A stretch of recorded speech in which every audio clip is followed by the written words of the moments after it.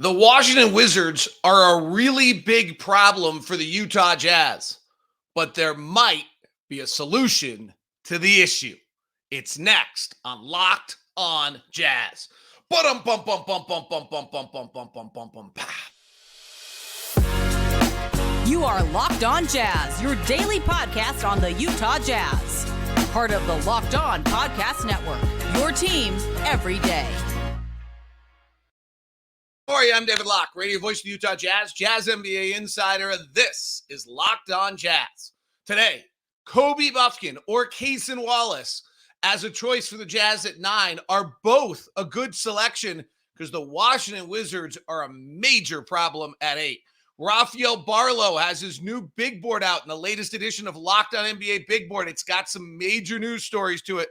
We'll look at that. An uninspiring free agent market might dictate how the Utah Jazz look at this upcoming offseason, and a look at the Miami Heat against the Denver Nuggets for the NBA preview, plus some rumors and news, all coming up on today's show. As I mentioned, I am David Locke, radio voice of the Utah Jazz, Jazz NBA insider, and this is Locked on Jazz, your daily podcast on the Utah Jazz, give you insight, expertise, geeky numbers, and hopefully making it way better to be a Jazz fan each and every day. Thank you so much for making Locked on Jazz your first listen today. Shout out to the everydayers.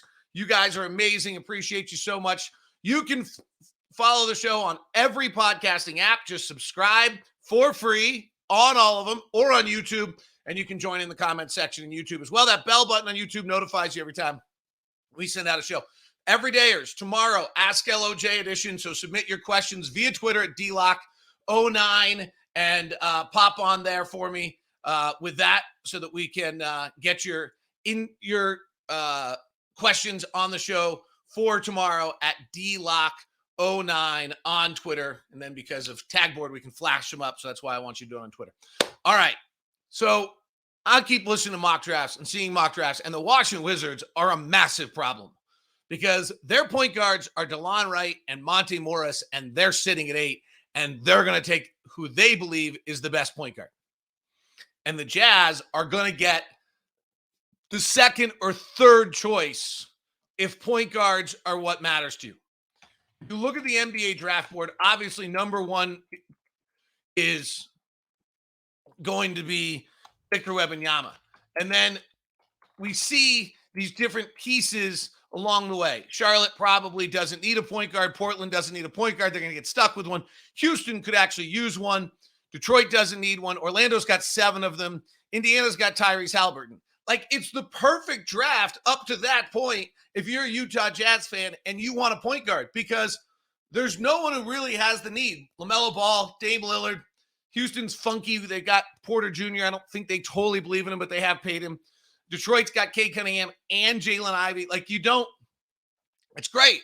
But Washington is sitting right there at 8 and going to take a point guard, it seems, in every indicator that they have to find something to go to run that team. Now, frankly, rookie point guards don't win a lot, so if Washington's under the pressure to win, maybe we get lucky there. But this is where we need to have multiple options. And I spent last night watching Kobe Bufkin, and I've watched a lot of Cason Wallace. And when I start to compare those two, I can make a case for either one, which is great if you're a Utah Jazz fan, because it means that when Cason Wallace goes 8 to Washington, you're not just dead in the water. If I had a preference, I think with limited watching, it is Cason Wallace. I feel like he's just a little bigger, a little more physically set. He's more comfortable with the ball in his hands. I'll get into this in a little bit. When I comp him out, I do keep thinking like Drew Holiday. And you see me, if you're watching on YouTube, rubbing my face because Drew Holiday's special. Like, the guys that Cason Wallace comps to me are all guys that are super special internally. Drew Holiday is one of the most impressive individuals. Marcus Smart has a fight to him, and I don't know if Cason Wallace has that. But I do think if I had to take a quick preference on the two, I would take Cason Wallace. But having watched Kobe Bufkin last night, and I watched him against Kentucky in their game in London, I like a lot. Now, let's get into it a little bit. There's some interesting aspects here of these two guys. The first thing that's most important anytime I watch one of these guys, it's got to be obvious to me that they're the NBA player on the board. Kobe Bufkin in London against Kentucky was the best player on the floor by a long shot. He was outstanding. He was clearly the NBA player. Cason Wallace's movements are clearly an NBA player. Like, honestly, my problem with Anthony Black so far watching him is there's been too many quarters and halves in college basketball that I've watched in which he doesn't bounce off the screen to me as a player who who's clearly the NBA player. There's a bunch of games where Eric Musselman puts him in the corner. And now maybe that's because that team's shooting was so bad that he's actually their best corner shooter. But when I watched both Cason Wallace and Kobe Bufkin, they moved better. Their hands were quicker. When they were guarding someone, Bufkin's not as good a defensive player as Wallace in the game. Limited I've watched. But you can see that they're torturing the guy who they're guarding. They're torturing other guys when they come through the lane because they're just quicker. They're just faster. Wallace's side-to-side movement throughout a possession, multiple actions is really impressive. Bufkin defensively, hard to tell. They're super similar also in this. They're both screwed by college basketball. Kentucky had this big center that sat in the middle of the lane, and this other guy, every time Wallace drove the lane, literally ran it. They would post up in the middle of the lane. Bufkin had this kid Dickinson in the middle of the lane also. They both just had no room. Both of them, I think, will be way better. Both prefer to go left. Bufkin's left-handed. Wallace wants to go left. Wallace's preference is to drive left all the time. So let's talk about Kobe Bufkin a little bit. He's a second-year player at Michigan. He's about the same age as everyone else, though, and I think this is really important on when you're comparing him to other players, is that his age is almost the exact same as the other guys we're talking about, even though he played an extra year. His birthday, for whatever reason, is right there and is kind of the exact. He's, I think, 19 and a half, just like everybody else. So I think that's and he only played 28 games and he was limited in that rookie year, but he was also just a baby. This last year at Michigan, he shoots 55% on twos, 36% on threes, super comfortable. His natural shot as just a left-handed catch and shoot guy looks really comfortable and really good. Here's the one thing, and I want to watch the Indiana game when they play Hood Schifino. Michigan has this little tiny 5'11" guard that he's quick, and all they can do is have him have the ball in his hands. Okay, well, that's great, except for the fact that, you know what? I want to watch Kobe Bufkin with the ball in his hands because that's how I want to see him. Cason Wallace plays with the ball in his hands much more than Kobe Bufkin, and that's probably why when I said if I had a preference, that's where I would go, just because I think the assimilation to having the ball in your hands most of the time will be less for Cason Wallace than it would be for Kobe Bufkin. Bufkin plays a lot of off the ball, but this is where he's really exciting, and you start seeing in a Will Hardy offense or in a new versatile NBA offense. He's left-handed. He comes off the handoff super well. He does rim finish fabulously. He's got a quick shot release. He's really comfortable playing off actions and playing off the move, coming off pin downs on that. And I think that's really exciting about it. He really understands space and how to create it to get himself looks. In fact, both of them do. Wallace does a nice job being able to get mid-range jumpers off, which is an understanding of space as well. Bufkin's a 85% free throw shooter last year, 83% for his career. That to me, really exciting. And I think that's, in fact, when I start looking at the things that have me most excited about Bufkin, how natural that shot looks, how comfortable he is off the handoffs, how that 85% shooting. The biggest weakness you look on Bufkin, and this was the same way I felt on Grady Dick a little bit, was he didn't always own his space. Wallace is just much more built, physically set. That's why he kind of makes you think of a Marcus Smart or Drew Holiday. He looks bigger and stronger than everybody else on the floor. Whether he still will at the NBA is a worthwhile question. Wallace is 6'4", 193. Bufkin's 6'4", 175. That 20 pounds is a lot. But that might be a plus to Bufkin in that in an NBA setting, they're the same. It's not like we have an age difference here. In an NBA setting where he actually now has physical training and working on, can he add that 10 or 12 or 15 pounds?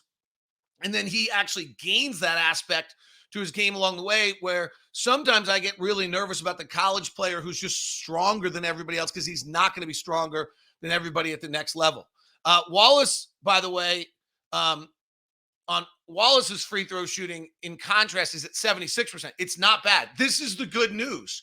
There's also Keontae George, who I think is really a 2. I mean, has had more turnovers than assists. And there is Nick Smith, who probably we should dig into a little bit more. I mean, Rafael Barlow makes a really interesting point on his last edition of Locked On NBA Big Board with Nick Smith out of Arkansas, that if you just shut it down in November and said, I have a sore knee and I'm not playing anymore this year, he'd probably be a top 10 pick. And now he's at 14. So that's an interesting kind of way to try to look at him early in the season and where he is as a player. But both these guys, to me, are really viable. Both of them were elite athletically on the floor. Both of them were quicker than anyone else. Ball fake and go from Bufkin with a left-hand drive was good. He closed out well on shooting. I thought both of them did really, really well. So that you just saw superior elite play out there, and then they'd be able to figure out the next step. There is a concern to me on Cason Wallace, and it's a tricky one because it's actually the same thing that I love about him. I'll explain that next. As well as Rafael Barlow has a new NBA big board with all 3 of the Jazz picks and some 3 storylines to what's taking place on that from his last edition of NBA Big Board. And I'll touch on that as we continue here on Locked On Jazz. Today's show is brought to you by our friends over at Intercap Lending. That's Steve Carter. I mean, he's simply the best. Steve Carter and Intercap Lending are Utah-based, but not Utah only. So if you're out of state and you're still looking to get something done, you can do it with Intercap Lending. Intercap Lending is hyper-responsive. They do an absolutely fabulous job of making sure they can adapt to you. And we have our own personal loan officer in Steve Carter. And Steve Carter is simply the best customer service person I've ever dealt with. There's a great book out there called Unreasonable Hospitality. That is the essence of Steve Carter. So if you're in the market right now for doing something with a loan, Steve Carter's the person to talk to. I've actually got to pick up the phone and talk to him about some things. We've got my COO's gone to him twice, or our CEO's gone to him twice. I've used him twice. He's the best. Intercap Lending. Why don't you email me first at dlock09@gmail.com, and then I'll give you the personal matchup with Steve. If not, you can call him directly, 385-800-8528. That's 385-800-8528. Intercap Lending, NMLS number 190465. For more information, visit intercaplending.com. Do make sure that you mention Locked On so that you can end up with the Locked On corporate discount with Steve Carter over at Intercap Lending. Today's show is also brought to you by our friends over at FanDuel. Are you ready for this? Are you ready for this? Are you ready for this? That was a little much, sorry. But it might be worth it. You decide. So, do you remember the no sweat first bet that FanDuel was offering to you earlier if you were a first-time user? Well, for the NBA Finals, the no sweat first bet is now up to $2,500. That's right, $2,500 back in bonus bets if your first bet doesn't win. There's no better place to bet on the playoff action and America's number one sportsbook and the official sportsbook of Locked On. Visit FanDuel.com/LockedOn and get a no sweat first bet up to $2,500. That's FanDuel.com/LockedOn. That's FanDuel.com/LockedOn. FanDuel, official sports betting partner of the NBA, official sportsbook of Locked On. I don't know. Was that too much, or does $2,500 worthy of that kind of reaction? Thanks so much for making Locked On Jazz your first listen of the day. You're the best. To all you everydayers out there, I cannot thank you enough for all you do for us, supporting us, building, doing all the rest of it. Thanks again to Leaf Tulane. He was great. Thanks to Howard Beck, who stopped by and joined us yesterday. I thought there was some really interesting conversation about not hitting the accelerator for the Jazz and all the teams that would be ahead of the Jazz if you want to grab yesterday's show. All right, so here's the one thing that has me not super, but a little concerned on Cason Wallace. He's really a reluctant shooter. Like, he really gets open looks and then doesn't take them. And at the same time, what I love about Cason Wallace is he's not addicted to the basketball. He's one of the best 0.5 players I've seen. Like, boom, boom, boom, boom, boom, boom. But it's not boom, boom. Like, that wasn't a very good shot. Boom. That's not what he does. And that is a little, maybe the NBA game just allows it, right? You average 14 in college, that probably is 17 or 18 in the pros. Like maybe the NBA game just allows it to happen, and I shouldn't be worried about it. But we'll share that. Like that's the one thing. And on Kobe Bufkin, probably the item is, does he not have the ability to get stronger, and then he physically struggles. Here's another one on both these guys I super like. Here's Kobe Bufkin's Big Ten numbers. So 21 games in the Big Ten conference games, 49% from the field, 37% from three, 54% from twos, 84% at the free throw line. Assist to turnover ratio is not great, 64-45, but college basketball sucks. So I'm not too worried about it. I really like the fact that, like, if you dig into him game by game, month by month, he gets better. His best month is February.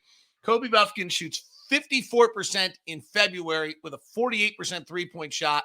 He closes the year making 23 of his final 51 threes after a miserable January where he went 6 of 27 from three. He also started the year 5 of 27, so not a lot of rhythm there early in the year. You do get a little bit of these guys. Usually they're way better at home than they are away because they're playing bad teams at home and they're playing good teams on conference road games. You like play 10 road games and like 9 of them are conference games. And so those splits are always wild. I think Cason Wallace's splits are about the most major of anyone I've seen. Or if I remember correctly, if it was Cason Wallace, his away stats are 28% shooting and 22% from three. That's really concerning to me. So that's 8 road games. He also didn't play a lot of road games, which I think is a little weird. So that one's a little funky to me as well. But his SEC numbers are very different. His SEC numbers, Cason Wallace shoots just 39% from the field and 23% from three. So after I've just told you this whole time that of watching them, that I think I like Cason Wallace a little bit more than Kobe Bufkin. That's the red flag on Cason Wallace, the reluctant shooting. And then I go look at the SEC numbers and I'm like, whoa, 39% in the SEC, 23% from three. He does go 90% from the free throw line, which shouldn't mean that all comes together. And it is, again, college basketball sucks, so it's super hard to tell. But I compare that to Kobe Bufkin's conference numbers, and we're talking about 2 totally different things. All right. Be interesting to hear your thoughts on that. Feel free to comment in the comment section of YouTube. We have a little poll question going there as well today if you want to jump in and comment on those. Rafael Barlow, Locked on NBA Big Board yesterday, did a new mock draft. He has the Jazz taking Anthony Black at the 9th pick of the draft. I'm going to have to go rewatch more Anthony Black. I had a nice conversation with Ben Anderson the other day about it and just kind of where we were and what he sees there. And he had some reasons why he really liked him. I just have, limited games I've watched. I just haven't seen it yet. I get it. He's 6'7". He's super athletic. Like, it's fine if that's where we go. The next pick he had was 16. He had us taking the runner, the gamble on GG Jackson. He is all over the map. His pro game was uninspiring for pro day. It's a little bit uninspiring from what I've heard. He's only 18 years old. Rafael points out he's 2 weeks away from not being able to be in this draft. So he's GG Jackson out of South Carolina. He's a Leaf Tulane, loves him. He averaged 15 points, 6 rebounds, and assists. He shot a grand total of 38% from the field and 32%. But he was also went from being a junior in high school to a freshman in college in 1 year. That's a pretty big jump. So you're looking at an upside there, kind of banking on GG Jackson to bring it around. And then the 28th pick can be just about anything. But he had the Jazz going with one of the Frenchmen coming out of the draft late in the draft. There were some other interesting things about the draft that Rafael had, and this was the first time I've heard someone talk about this. And what's interesting about Rafael is when he's been the first one to talk about things that become overall general narratives. He was the first one to talk about Brandon Miller as the second pick instead of Scoot Henderson about 2 months ago, and people went bananas. Turns out he was dead right. He thinks that if James Harden is going to Houston, which he believes to be the case, he does not believe they will take Amon Thompson with the 4th pick of the draft. We've documented that it would be a great spot for the Jazz to go take a runner and get up there on Amon Thompson with his athleticism, lack of shooting, hoping he can put it together. But if Houston's actually going James Harden, they're looking to win now. It's hard for us to match that kind of that trade. So he actually has Cam Whitmore going 4, and then Detroit gets in a really interesting circumstance where Detroit has Ivy and Cunningham already, and then Thompson's the natural guy on the board. Are they suddenly willing to move that pick? Do they suddenly want 3 primary guys who want the ball in their hands? Is that too much? What do they do at that point? And if that actually were to happen, could the Jazz jump in there at some point where Detroit still in a little bit of a rebuild, still also now with free agency, having just signed Monty Williams to a $100 million coaching contract or close to it. Would they suddenly, is that where the Jazz could suddenly go, oh, wait a sec, 9-16 for 5. We'll let you have 2 swings at it, Troy Weaver, or it's 9 in one of our future picks. And we really think, for 5 and Amon Thompson, someone we think super special. That one's worth keeping an eye on. And whenever Raphael kind of has one of these things, it's like 2-3 weeks later, it becomes the national narrative. So keep an eye on that. But Whitmore in Kevin O'Connor's most recent draft, I think, had dropping to 9 to the Jazz. He's here. Raphael has Whitmore up at 4. So you're really seeing kind of a discrepancy in this draft. And that would be the second thing I thought was the big story of Raphael's draft board. And this has been consistent since the day I looked at the numbers on this draft. The variation that we're seeing from 5 to 20, like Kobe Bufkin was 8 in some mocks, he's 20 in others. We're just seeing Nick Smith is going all over the place. Anthony Black's going, Cam Whitmore. Like we're seeing there was, prior to Rafael Barlow's big board, a break at 4 with Amon Thompson always going 4. This is the first time we've heard him not going 4. And then from there, everything kind of breaks down and it definitely has this fluctuation to it. Frankly, Cason Wallace is the one who's not got a great fluctuation. So it'll be super interesting to see.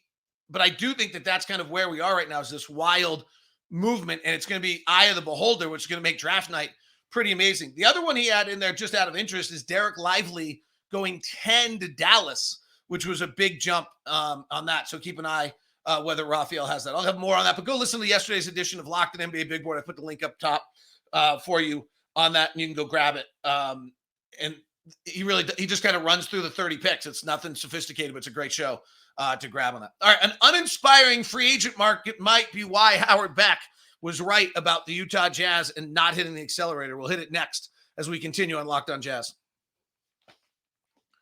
Howard Beck yesterday had the comment he would not hit the accelerator if he was the Jazz. This gets back to the debate of 26, 36, or 46, and I actually think we have a real chance for 26 next year. And then we keep our pick, and then it still kind of floats around with us for a little bit with Oklahoma City, and eventually we end up having to give up that pick, but maybe we do it in a year where we have other picks coming as well. But nonetheless, his point was, that he thinks the West is still really loaded. The other aspect is there just aren't a lot of ways to get a great deal better in this offseason. Now, I guess the one out there is if you want to do some massive move for Dame Lillard, and you're putting, we've talked about this a little bit, but not a great deal, is that you're taking advantage of Markkanen and Kessler and Abaji being cheap, and you put in a Dame Lillard and try to put somebody else next to it, and you take a 2-year run with that group and then let Lillard, and I think Lillard's got 3 years left, so you got to figure that out. And then when you start paying Kessler, Abaji, and Markkanen, and then you're adding in your future draft picks, then that's your next wave. You're adding a wave in here of going for it. There's a theory to that, actually. I don't hate that theory. I actually think, because I believe winning is beneficial, as we saw last year, to building culture and all that kind of things. But I do think there's I just don't know that there's the route for the Jazz to be able to go make this move, like that next step. And like, if you look at the NBA free agency, the 2 biggest names are Harden and Kyrie Irving. We're not getting in on either of those. The next one is Chris Middleton, which John Hollinger made a really interesting argument on the Dunked On podcast on one of their Prime editions, about that Milwaukee really needs to let Middleton go. That Lopez is more important than Middleton and Holiday is more important than Middleton. And that they need to figure out how they're going to score when Giannis is off the floor, but that they have to have Holiday, they have to have Lopez, and they got to have Giannis, obviously. And that Middleton, as good as he is probably the one that they need to let go for cap purposes and things. And so Middleton's available.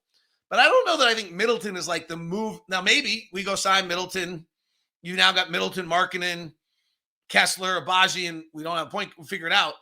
I don't know that moves our meter that much. Like, now that would definitely be putting the accelerator down. Middleton's 30 plus years old. He's probably going to want a 4-year deal. I'm not sure you really want to be giving him a 4-year deal if you're the Jazz. The next tier, 2 guys down after that in free agency are Fred VanVleet at 29. We do need a point guard. I thought Fred VanVleet's this year for Toronto's year was uninspiring to believing he could push your meter. He's a very good player. He's done great things. He's one of the most successful undrafted players ever. But I'm not sure that he pushes the meter to kind of push you into that top 4, and that's really what you should be doing in the conference. And then the last one's Kristaps Porzingis, which I'm still mesmerized by. He had a great year this year. Can you imagine Markkanen and Porzingis at 7 feet trying to figure out how to play them together with Kessler? Be a wild approach to look at it. I could come up with some bad nicknames for that group. But I think that the Latvian, Finnish, Georgian, super interesting. You'd be really, really big and long, and maybe you're playing zone all day long, and Kessler's playing down low, and the other guys can shoot it. But again, the uninspiring free agent market means, and Howard Beck kind of made the point, I don't know what cap room is anymore, that the Jazz are in a position to pounce. But I think they may have to wait for the market to give them the opportunity to pounce. It's even a little bit of the conversation we had earlier this week about if you're trying to trade up, like, are you really wanting to use some of the draft assets that we've acquired from Cleveland and Minnesota now when they're the assets that are going to allow you to play the game to go get that disgruntled star or somebody who's being on the move or surprise people to get in on a trade for somebody at a later date? Do you really want to use 2 or 3 of those assets now? You only have 1 or 2 shots with these. We have enough assets. You probably have 2 shots at it, but is this really where you want to use them? So it's interesting to Howard Beck's comment the other day that, like, he wouldn't put the accelerator down because the standings are crowded for the next few years. I also just don't know that I'm seeing the timing line up that this is the time to get it done. All right, Miami, Denver tonight, game 1. It's interesting, by the way, that the 97 combined wins is like the fewest ever, will be the fewest wins ever, and it'll be the lowest win total by an NBA champion guaranteed since 2006. If it's Miami, it'll obviously be much lower. They had a negative point differential this year. Few interesting ones here. Denver's offensive rating is a 120 in the so far average. To beat Denver at this point, you have to have a day where your offense is over 120. And I just don't think Miami has the capability of doing that 4 times. And I get they're a different team than they were in the regular season, and so it's hard to go back and look at it. But if you look at their regular season numbers, they frankly just don't have many nights over 120. We even can look at the playoffs. There just aren't that many nights over 120 in general, even though the offense, and Denver is the majority of them. Miami did it against Milwaukee. I think in game 1, they did it against Boston in a kind of an important game. They got Milwaukee a second time with a 128. So Miami has done this now. And they got Boston with a 126. Miami's done this a few times in the playoffs. That's what they're going to have to do in this series, is literally have an offensive rating of over 120. Just Denver's that good. The other one that's really interesting is that Denver has one glaring weakness, and this is a Jokic weakness, and that is he does not defend the rim well. They're 29th in the league at defending the rim. Miami's 29th in the league at getting to the rim. I think that's the one to watch here early. Does Miami make some sort of adjustment where they suddenly are going to the rim at a much higher rate than they usually do? Because Miami does not go to the rim, but that is Denver's weakness to see that. I don't know. I don't think Miami can play their zone. They play the most zone of anyone in the league, about 18-20% of their possessions, super high. I don't know that they can play zone with Jokic. I think he'll kill him. I don't think they can double Jokic. I think he'll kill him. So I think you're playing single coverage with Bam Adebayo on Jokic, and Denver's height is mammoth. And it will be a really interesting discipline to see whether Miami can hold to that and let Jokic score and not leak off of him. Their instinct is to their defense is an over-rotate, get into passing lanes, force turnovers, and allow above the break threes to select shooters. So that will be the other thing, is to see who they allow, where they allow shots to come from. Watch. The first thing I would look at tonight is at the end of the first quarter, look at the shot chart or the shots taken. Does Jokic have like 6, 7, 8 attempts? In other words, Miami's saying, you're going to just have to beat us one-on-one. We're not letting your passing beat us. Or 2, has Miami just somehow bothered Denver and it's all over the map? Like Bruce Brown suddenly has taken 4 shots. Michael Porter Jr. has taken 3, which isn't bad for them. He's a 40% shooter. They said Kentavious Caldwell-Pope has taken 3, and suddenly Murray's only taken 1, and Gordon's taken a bunch of shots because he's not a very good shooter. You get the concept. Like if it's not Jokic and Murray shots, and maybe not Michael Porter Jr. shots, maybe Miami's actually in on something, on creating some problems in this matchup. So that'll be interesting to see. The other one on Denver, like we just seem to have kind of forgotten. They're the second best 5-man unit in the league this year. They were the best team in the league. They went 7-10 in the final 17 games because the final 20 games of regular season doesn't matter. As I've told you a million times on the show, every day is like, yes, we know. Jokic has gone from playing 33 to 39 minutes a night. So the whole non-Jokic minutes have gone from 15 a night to 9. It's like a big difference. It's like, right. It's like you're cutting that number virtually in half. So I think that Denver's just really, really good. Like that's the other thing here. Denver's just really, really good. So, and Miami is too. That one thing I think there's 2 things I think are the least talked about. One, I want to get into tomorrow on the show. What I think the most impressive thing Miami has done is they were the number 1 seed last year and they bounced back from it. We watched our own team literally collapse under that. We watched Phoenix kind of collapse under that this year. Being the number 1 seed, not getting it done, and then bouncing back it's hard to stay focused in the regular season. And we haven't seen teams that haven't kind of combusted in that time period. And Eric Spoelstra and Miami held it together. The second one, I think, is that this is really a natural progression by both of these teams. The league is different and it's closer, but okay, Miami under Jimmy Butler has now gone to the NBA Finals, lost in the first round in Milwaukee, who won the title. They got crushed, but they lost in the first. They then went to the Eastern Conference Finals and back to the NBA Finals. Like that's like they're the best team in the East now for 4 years, basically. Denver is really similar to this. Denver loses the 82nd game of the year. It actually might have been an 83rd to Minnesota in 17-18. They then, in the 18-19 season, they go to the conference semifinals. They finally win a playoff series. They win a game 7 against San Antonio, and then they lose to Portland. Then the next year, it's the bubble. They go to the Western Conference Finals. So they win a series. They lose in the second round. They win 2 series. They lose. Makes total sense. And then Jamal Murray gets hurt. Then Jamal Murray does not play in the playoffs, and they actually win a playoff series. Jamal Murray plays 48 games. They're kind of the best team in the league. Jamal Murray gets hurt. They win a playoff series. 2021, they're just worn out without Murray for the whole season. And now this year, they're in the NBA Finals. It's an absolutely natural progression of what a team does as they advance through, and they're doing it. And it's interesting to me that we're all kind of dismissing this, because to me, this is the sign that as much as things are different in the league, and Howard and I talked about it a lot, and I do believe it's totally different. Lower win totals, lower differentials, lower combined win totals, much more parity. Margin to win is slimmer. This is still the natural progression that we've seen from the Detroit Pistons, the Boston Celtics, the Chicago Bulls, the Utah Jazz, the Houston Rockets. We've seen it. Like Shaq and Penny didn't follow it. Kobe and Shaq didn't follow it. But most teams, the Heatles didn't follow it. Obviously, the Warriors actually did follow it. They changed coaches in the middle and accelerated it. But this is the natural progression. And both these teams have kind of done this natural progression of getting through the losses to get you to the wins and holding it together. That is Locked On Jazz today. Thanks very much. Cam Whitmore's working out for the Indiana Pacers today. Monty Williams, 6 years, $78.5 million deal. And one last note, 3 Boston Celtics assistants are rumored to be leaving the Boston staff to go work for Ime Udoka in Houston.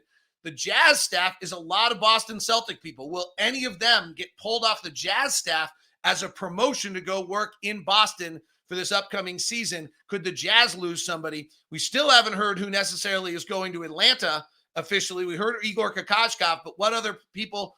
Is Quinn pulling Brian Bailey? Is Quinn pulling Alex Jensen? We haven't heard on any of that, what's going on there. Milwaukee's an interesting case, by the way. Charles Lee, their lead assistant, who's been a major guy in the league, did not just get the Detroit Pistons job. He may be available as an assistant coach somewhere. Be interesting to see who picks him up. There's a lot of interesting things going on in the league with assistant coaches right now, and we'll keep an eye on that as well here on Locked On Jazz. Thanks very much for tuning in. Ask LOJ tomorrow.